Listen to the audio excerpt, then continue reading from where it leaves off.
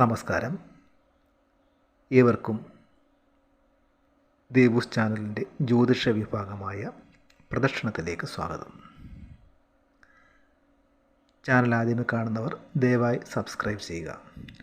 നിങ്ങളുടെ വിലയേറിയ ലൈക്കും ഷെയറും പ്രതീക്ഷിക്കുന്നു. ഇനി വീഡിയോയിലേക്ക് കടക്കാം. ശനിഗ്രഹത്തിൻ്റെ ഗുണദോഷ ഫലങ്ങളാണ് ഇന്നത്തെ വീഡിയോയിൽ വിവരിക്കുന്നത്. ജ്യോതിഷപ്രകാരം ശനി പാപഗ്രഹമാണ്.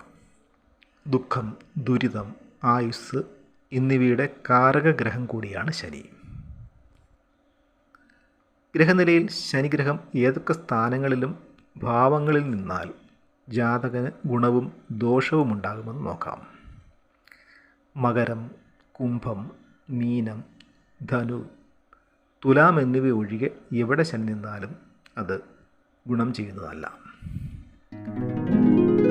ലഗ്നത്തിൽ അഥവാ ഒന്നാം ഭാവത്തിൽ ശനി വന്നാൽ ജാതകൻ രോഗിയായും അംഗങ്ങൾക്ക് ബലമില്ലാത്തവനായും രൂപഭംഗി കുറഞ്ഞവനായും ഭവിക്കും. എന്നാൽ ശനിയുടെ ഉച്ചക്ഷേത്രമായ തുലാം രാശി ലഗ്നമായി അവിടെ ശനി വരികയാണെങ്കിൽ അത് ഉത്തമ ഫലം ചെയ്യുന്നതാണ്. ഇനി രണ്ടാം ഭാവത്തിൽ അല്ലെങ്കിൽ രണ്ടാം സ്ഥാനത്ത് ശനി നിൽക്കുന്ന വ്യക്തികൾ ധനം കുറഞ്ഞവരായും അസത്യം പറയുന്നവരായും വഞ്ചനാപരമായ കാര്യങ്ങളെ ചെയ്യുന്നവരായും പാപകർമ്മങ്ങളിൽ ഏർപ്പെടുന്നവരായും തീരുന്നു.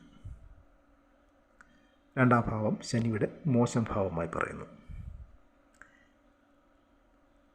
മൂന്നിലെ ശനി മുടിവെച്ച് വാഴും എന്നാണ് പറയുന്നത്.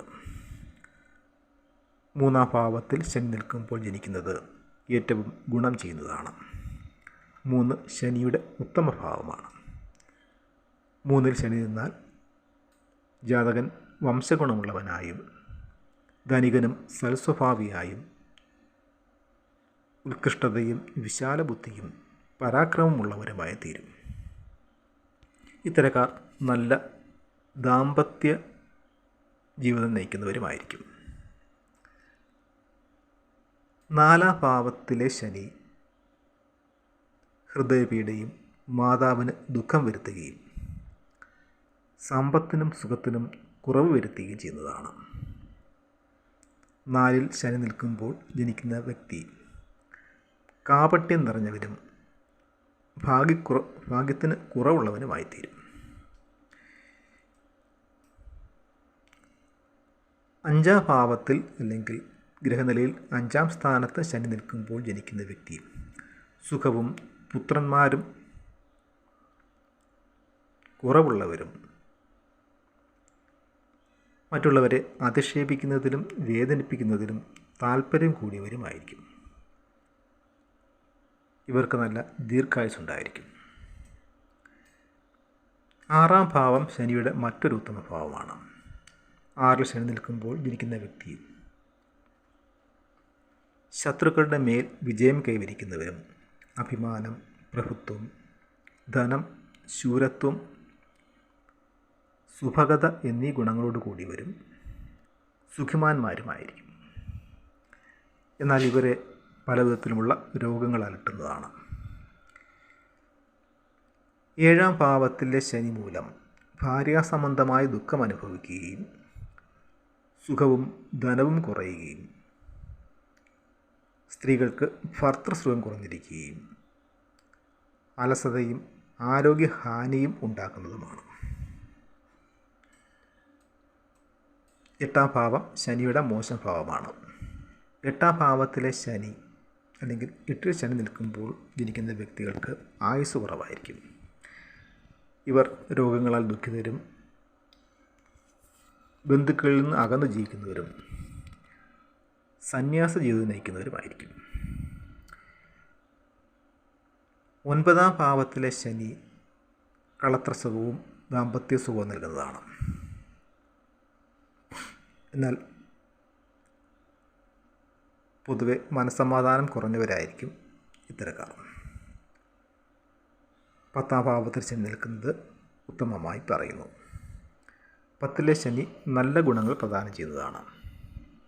ശനി സ്വക്ഷേത്രമോ ഉച്ചക്ഷേത്രമോ ബിന്ദുക്ഷേത്രമോ പ്രാപിച്ച് 10 നിൽക്കുകയാണെങ്കിൽ ജാതകൻ മാനിയായും ധനികനായും കുലശ്രേഷ്ഠത ഉള്ളവനായും പുരം, ദേശം, ഗ്രാമം, സംഘം, സൈന്യം എന്നിവയുടെ നേതാവായും ഭവിക്കും.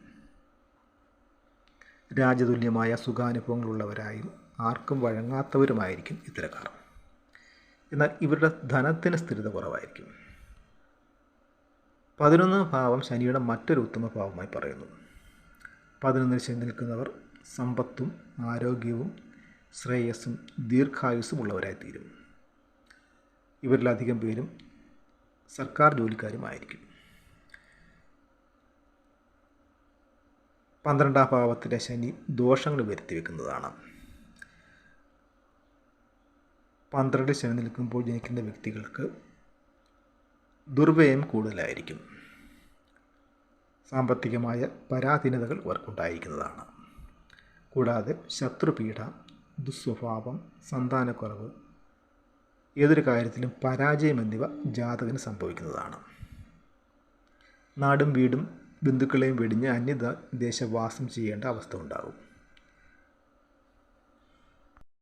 ഇനി ശനിയുടെ ദശാകാലം നോക്കാം.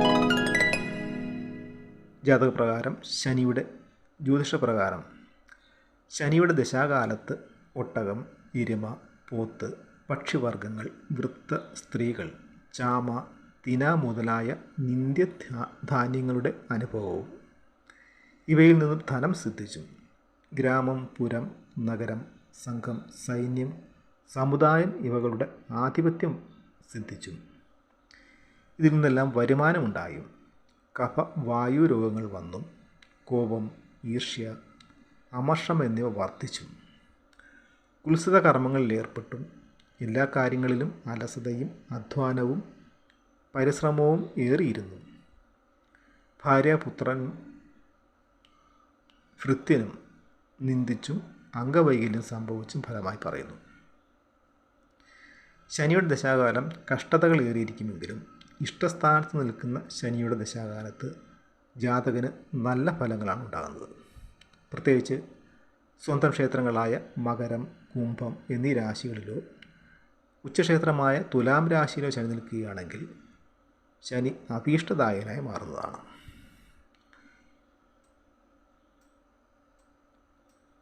ഇനി ശനിയുടെ ദശാകാലത്ത് ഓരോ ഗ്രഹങ്ങളുടെയും അപഹാരം കൊണ്ടുള്ള ഫലങ്ങൾ എന്തൊക്കെയാണെന്ന് നോക്കാം. ശനിദശയിലെ ശനിയുടെ അപഹാര സമയം. ശനിദശയിലെ ശനിയുടെ അപഹാര സമയത്ത് കൃഷിയിൽ നിന്നുമുള്ള ആദായ വർധനവും ഭൃത്യന്മാർ വർദ്ധിച്ചും പശുക്കളും ധനധാന്യ സമൃദ്ധി ഉണ്ടായും വാതരോഗപീഠയും എല്ലാവരിൽ നിന്നും ധനലാഭവും സ്ത്രീകളുമായി ഉള്ള സംഗമവും അലസതയും പാപകർമ്മങ്ങളും ഫലമായി പറയുന്നു. ശനിക്ക് മാരകസ്ഥാനമാണ് ഗ്രഹനിലയിലുള്ളതെങ്കിൽ ദോഷപരിഹാരത്തിന് മൃത്യുഞ്ജയ മന്ത്രജപവും പശുദാനവും അന്നദാനവും ഫലമായി പറയുന്നു. ഇനി ശനിദശയിലെ ബുധൻ്റെ അപഹാരകാലം നോക്കാം. ശനിദശയിലെ ബുധൻ്റെ അപഹാരകാലത്ത് സൗഭാഗ്യവും സമ്പത്തും ഏറിയിരിക്കുകയും സുഖവും സ്ത്രീഭോഗവും അധികാരികളുടെ പ്രിയവും അല്ലെങ്കിൽ അധികാരികളുടെ പ്രീതിയും പ്രവൃത്തികളിൽ വിജയവും ബന്ധുഗുണവും വാതപിത്ത കഫരോഗങ്ങളും സഹോദരനും പുത്രനും രോഗം വന്നും ഫലമായി പറയുന്നു. ഗ്രഹനിലയിൽ ബുധന് മാരകസ്ഥാനമാണെങ്കിൽ ദോഷപരിഹാരത്തിന് വിഷ്ണു സഹസ്രനാമ ജപവും അന്നദാനവും നടത്തേണ്ടതാണ്. ശനിദശയിലെ കേതുവിൻ്റെ അപഹാരകാലം. ശനിദശയിലെ കേതുവിൻ്റെ അപഹാരകാലത്ത് കാറ്റിൽ നിന്നും തീയിൽ നിന്നും ഉപദ്രവവും, അതായത് അപകടങ്ങളും ശത്രുക്കളുടെ ഉപദ്രവവും പുത്രന്മാരുമായി കലഹവും അശുഭങ്ങളായ കാര്യങ്ങൾ ദർശിച്ചും ദുസ്വപ്നങ്ങൾ കണ്ടും വിഷഭയവും ഫലമായി പറയുന്നു. ജാതകത്തിൽ കേതുവിന് മാരകസ്ഥാനമായാൽ ദോഷപരിഹാരത്തിന് അന്നദാനം ചെയ്യുക. ഇനി മറ്റ് ഗ്രഹങ്ങളുടെ അപഹാര ഫലങ്ങളെക്കുറിച്ച് അടുത്ത വീഡിയോയിലൂടെ വിവരിക്കുന്നതാണ്.